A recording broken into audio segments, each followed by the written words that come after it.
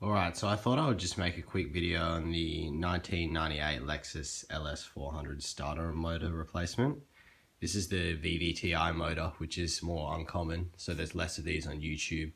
So I thought while I'm doing this job I should make a video just to explain what's being done and how I was able to access the starter motor, and just a few general tips for completing the job basically. So you can see here the main thing blocking it is the intake manifold, and that was taken off, and there's the starter motor there. That's the new one. The old one is on the bench somewhere. But the intake manifold, people say you need all the fuel injector O-ring gaskets and things like that, and also there is a gasket that goes in between here where the manifold connects together. This is the throttle body gasket right there, and I haven't touched that, just taped up to stop dust coming in. But you don't need to take apart the intake manifold, as for some reason this particular model, which is an Australian delivered model, does not have EGR. So what I've done is I've gone around and disconnected all the wiring that connects to all the sensors, the throttle body at the front of the engine, and then there's this plastic bridge at the back. There's bolts behind it, see there, that allow it to be loosened and taken apart, and you can unplug from all the spark plugs and the injectors, all the clips, as well as some other various sensors, PCV hoses, things like that. And then what you can do is you can unbolt the intake manifold and lift it over as one piece and put it over to the side of the car. See here, the fuel is still connected.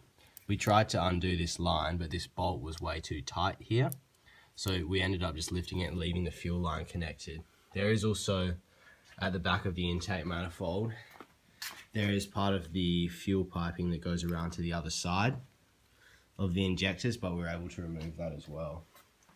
And just over here we've got various parts from the engine, such as the airbox and that. You don't specifically need to remove this, but we just removed it for clearance. And so over to the actual starter motor bit. Usually when you get the intake manifold off, you think this is the easy part, but it still is as hard as before, because this coolant bridge here is bolted on to here where you can see coolant in there, and it will not allow you to have access to the starter motor bolts, which are behind here. And then you can see the starter motor, but you can't unbolt it. So what you have to do is you have to unbolt this coolant bridge, and it's connected to a heater hose, and then you can move it. Coolant will come out and get everywhere in the engine V. But then you can finally get that out and replace the starter. This is the new one here. But these gaskets here, they will need to be replaced, because if you put everything back together and the coolant is leaking from there, you're going to have a very bad time, because you'll have to take everything apart again. So it's worth replacing those gaskets, and the part number for them is here. I just got them from my Toyota dealership. You'll need 2 of them, 1 for each side. I'm not going to replace the intake manifold gaskets because I believe that they're in good condition, and if they do have any kind of vacuum leak, that I'll just tighten the bolts on the intake manifold down further to try and remedy that.